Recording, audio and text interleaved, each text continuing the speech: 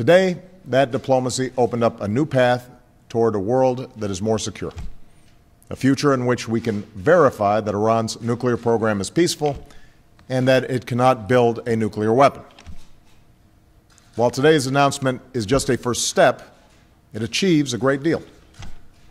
For the first time in nearly a decade, we have halted the progress of the Iranian nuclear program, and key parts of the program will be rolled back. Iran has committed to halting certain levels of enrichment and neutralizing part of its stockpiles.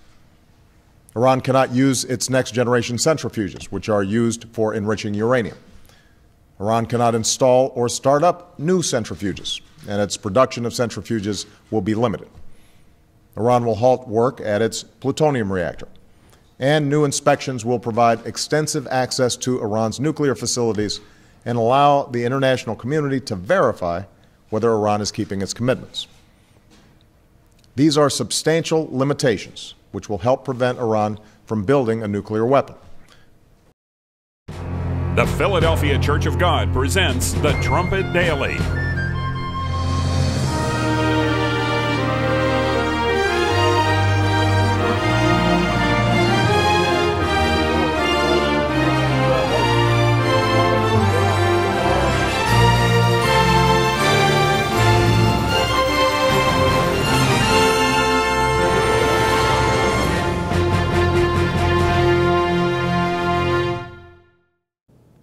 Hello everyone and welcome back to the Trumpet Daily. As alarming as these events are from this past weekend, it's at least somewhat encouraging to see how many commentators and pundits have compared what happened in Geneva to the Munich Agreement back in 1938 between Neville Chamberlain and Adolf Hitler. If you saw our program on Friday, we took that title from a blog posting by Melanie Phillips, which read that it's 1938 all over again. We're seeing history repeat itself. And with the deal finalized on Sunday, we saw quite a few, as I say, quite a few more comparisons between Geneva and Munich from the 1930s. What happened in Geneva this past Sunday paves the way for another world war. That's what your Bible says.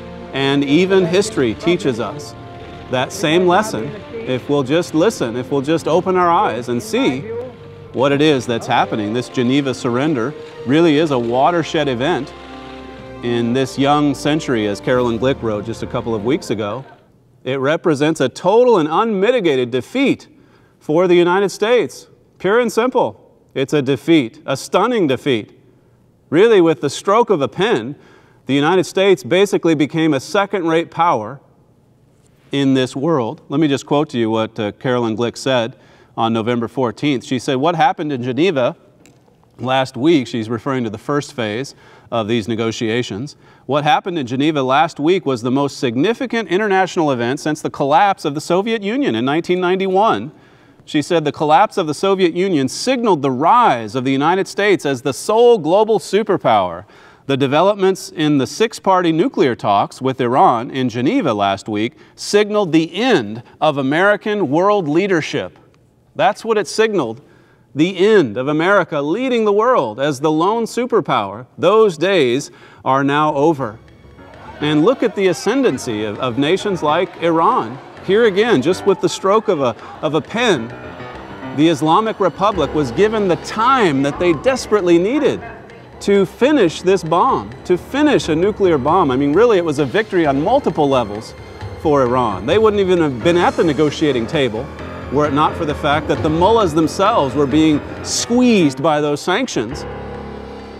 And so here, right at the very last, the United States throws them a lifeline, as I said last week, bails them out, gives them the much-needed time that they needed, eases the sanctions, which will surely help the economy.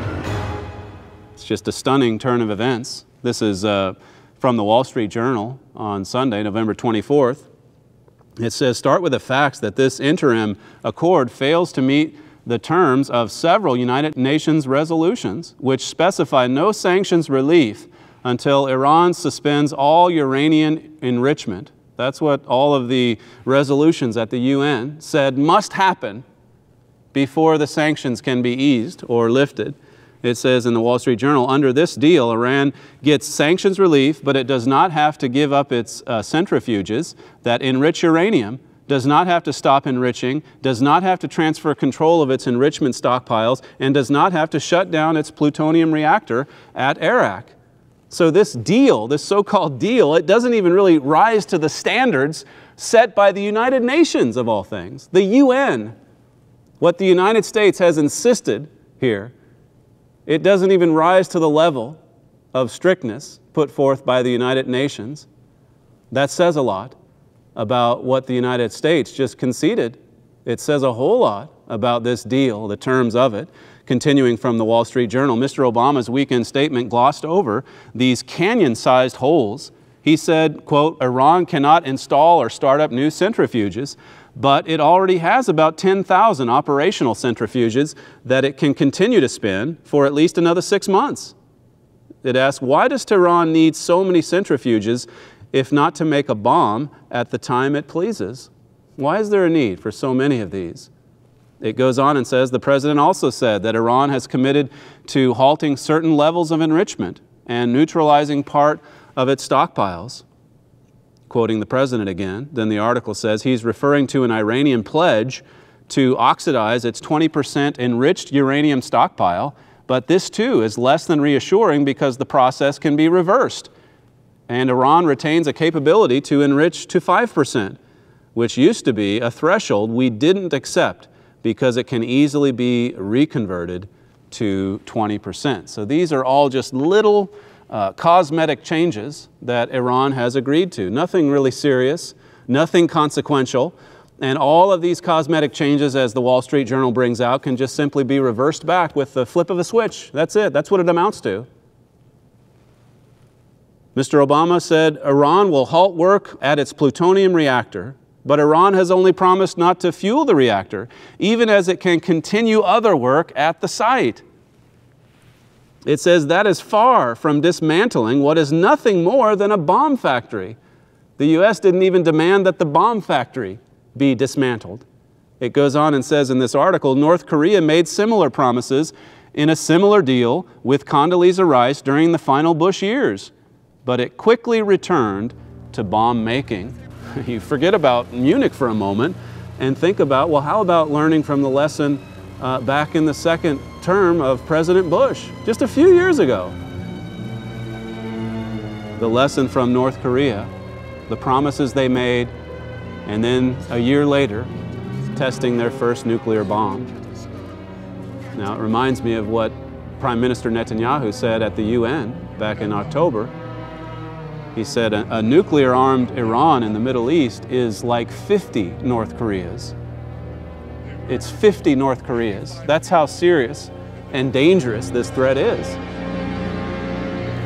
This article concluding with this one last quote, it says, we are told that all of these issues will be negotiated as part of a final accord in the next 6 months, but that is not how arms control works. The journal says it's far more likely that this accord will set a precedent for a series of temporary deals in which the West will gradually ease more sanctions in return for fewer Iranian concessions. Iran will threaten to walk away from the talks without new concessions, and Mr. Obama will not want to acknowledge that his diplomatic achievement wasn't real.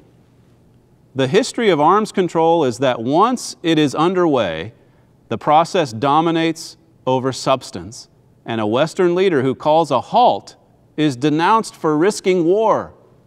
The negotiating advantage lies with the dictatorship that can ignore domestic opinion. They have all the leverage, in other words. Iran does, the mullahs do. And we've lost it.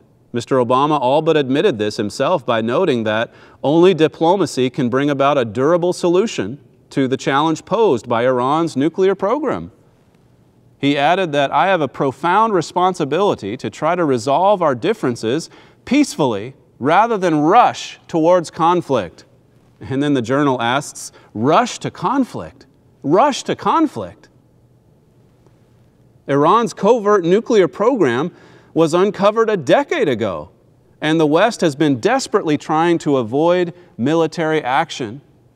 We've been doing everything but military action for 10 years. 10 years. 10 years ago, that program was uncovered. Well, you could add to that if you look at the more recent history. What about the last 30 years? Even before the program was uncovered, you've had this 3-decade war that Iran has been waging against the United States and Israel for more than 30 years, starting with the revolution in 1979 and the hostage taking, the attack on the U.S. Embassy there in Tehran, continuing on right through the 80s with the attack on the embassy in Beirut and the Marine barracks that killed hundreds of servicemen, U.S. servicemen, and then continue right on through to the 1990s with the bombings in Buenos Aires, killing all kinds of Jews, and the Khobar Towers in 1996, and bringing us up to speed in this past decade in our war against terrorism. They've been caught, Iran's been caught red-handed killing U.S. troops in Afghanistan and Iraq. That's just in recent years, just in the last couple years. I have a quote here from 2012. This is just a year and a half ago, March of 2012. Then U.S. Marine Corps General James N. Mathis, who told a Senate committee, Iran poses the single greatest threat to U.S. interests and to our friends and stability in the region, and poses a global threat through its worldwide proxy network, as recent attacks have demonstrated. That was in March of 2012, that testimony. And this man said they pose the single greatest threat to U.S. interests. The single greatest threat. And now, that's our negotiating partner. That's who America is negotiating with. That's who America signed a peace agreement with. An agreement that our leaders assure us will bring more security, more stability, more peace to this world. An agreement that will make it a safer neighborhood for Israel. It's hard to believe. There was a report yesterday saying that the administration was actually working on this deal secretly over the past year, since February and March, even before Rouhani came in, the soft-spoken dove. Even before Rouhani was voted in the summer, the United States was working actively behind the scenes. According to the Associated Press, it says the discussions were kept hidden even from America's closest friends, including its negotiating partners and Israel, until 2 months ago. And that may explain how the nuclear accord appeared to come together so quickly after years of stalemate and fierce hostility between Iran and the West. It's amazing, really, as a few people have pointed out, that you have people in Congress that the administration and the White House simply will not sit down and talk with. They simply will not negotiate with some senators or congressmen on Capitol Hill. And yet, the same administration has been so eager to sit down with the representatives of terrorist organizations that have been killing American troops. This quote from the AP, I thought this was especially interesting in light of what my father wrote in America Under Attack. It says the AP, speaking of this fact that there were secret negotiations going on, and they were only admitted to recently in the last couple months. The AP was tipped to the first U.S.-Iranian meeting in March, shortly after it occurred, but the White House and the State Department disputed elements of the account, and the AP could not confirm the meeting. It says the AP learned of further indications of secret diplomacy in the fall and pressed the White House and other officials further as Geneva talks between the P5+1 and Iran appeared to be reaching their conclusion. Senior administration officials confirmed to the AP the details of the extensive outreach. It says they spoke only on condition of anonymity because they were not authorized to discuss by name the secret talks. So it's more of the same, in other words, from this administration. Deny, deny, deny. No, there were no talks. There were no discussions, no peace talks with Iran. And then finally, when the deal is struck, well, of course, we were talking all along. That's how we were able to make the deal come together as quickly as we did. We've been working on this since March. Deceit early on, and then, telling or fessing up to the truth once the deal's already over and done. That's what's happened this weekend. Now, the other angle to this story, the obvious one that's getting plenty of coverage, particularly in the Middle East, is how it impacts Israel. The fact is that Israel has never been more isolated and more alone than it is right now. This is an epic betrayal on the part of the United States. An epic betrayal. For 5 years, you have an administration that was saying, Israel, we've got your back, we've got your back, we've got your back. There's no way Iran's going to get a bomb. And then over this weekend, basically the United States just stabbed Israel right in the back. And Israel is left alone. In that Wall Street Journal piece that I read from a moment ago, it says, far from having Israel's back, as Mr. Obama likes to say, the U.S. and Europe are moving to a strategy of trying to contain Israel rather than containing Iran. That's the strategy here. It says the French also fell into line as we feared they would under U.S. and media pressure. The policy really is to contain Israel now, to keep Israel from a preemptive strike. John Bolton also wrote yesterday, Obama, fearing that strike more than an Iranian nuclear weapon, clearly needed greater international pressure on Jerusalem. And Jerusalem fully understands that Israel was the real target of the Geneva negotiations. Israel understands this. They're the target. What the administration is sending in terms of a message is that it fears an Israeli strike on Iran more than it does Iran getting the bomb. And so you see the U.S. policy shifting really from a policy of prevention to one now of containment, basically conceding the fact that Iran will get the bomb. And so now we need some kind of policy to contain them. And that's essentially what's happened. Well, meanwhile, you have dead silence across the Arab world, particularly among Sunni states.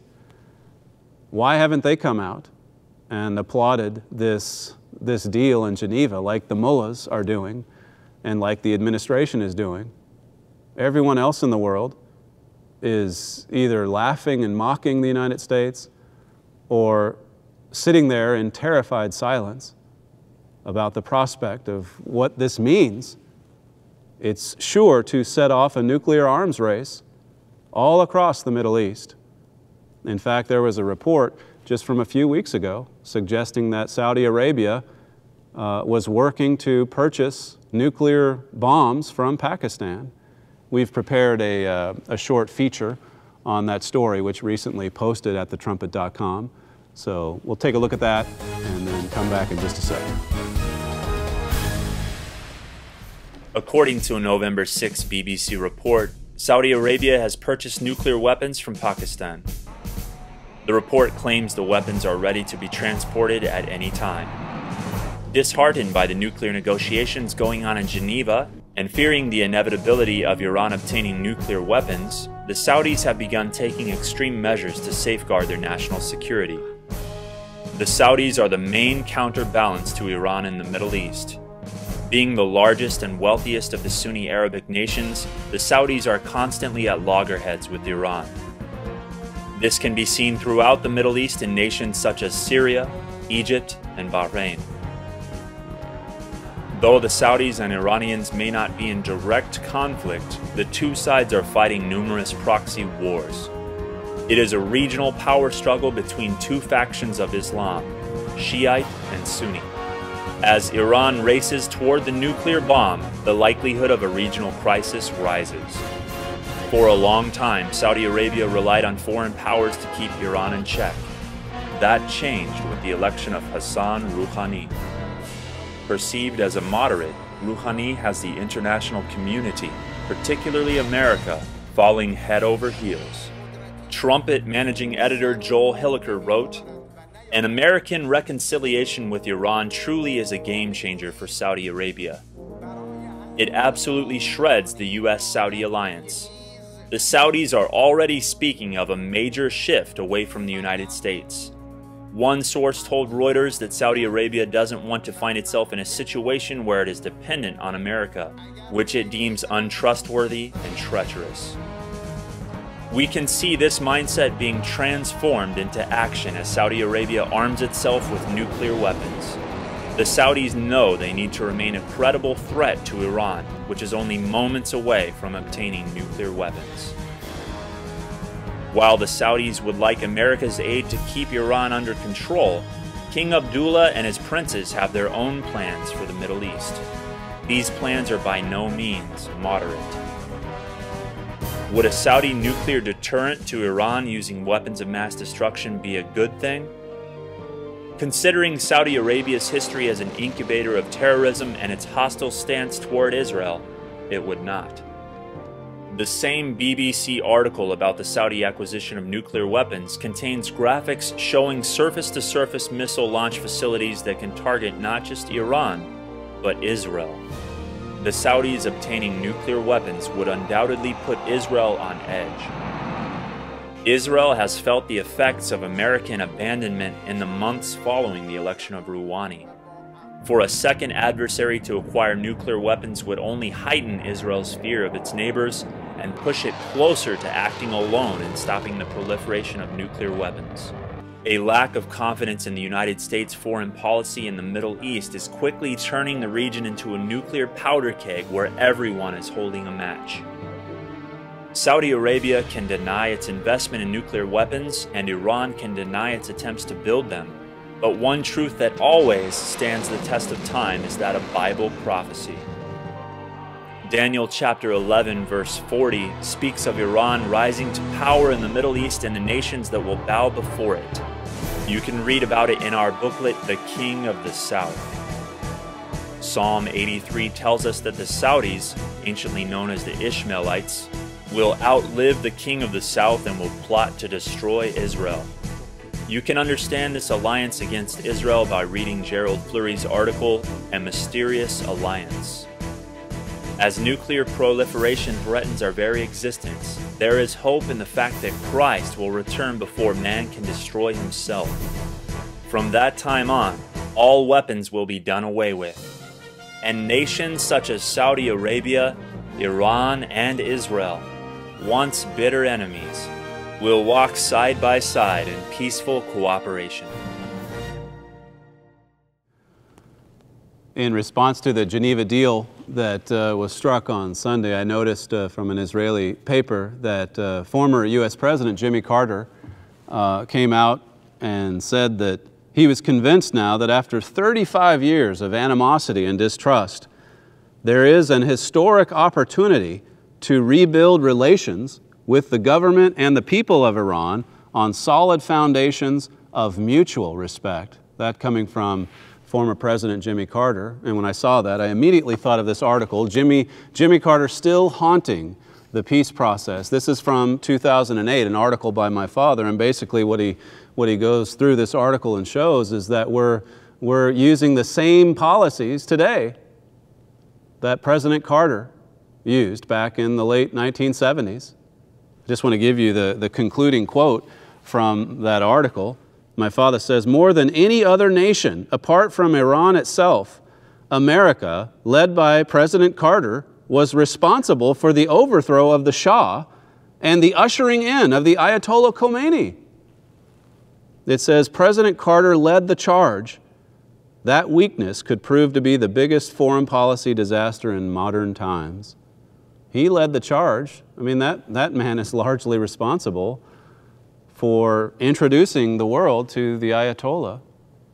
And now he sees real hope in extending the olive branch to the mullahs, easing the sanctions, and giving them the time that they need to build a nuclear weapon. Let's just look at a couple of scriptures before we conclude. Daniel chapter 11. And if you get your Bible and turn over there, I'll just give you a few excerpts from Winston Churchill's response to the Munich Agreement back in October 5th, 1938. This was a speech he gave in the House of Commons. It wasn't especially popular at the time, as the euphoric reaction to the peace in our time statement by Chamberlain was still happening. And he stood in the House of Commons that October day saying, "I will begin by saying what everybody would like to ignore or forget, but which must nevertheless be stated, namely, that we have sustained a total and unmitigated defeat." It wasn't a popular message, but it was, after all, the truth. He says, "Our loyal, brave people should know the truth. They should know that there has been gross neglect and deficiency in our defenses.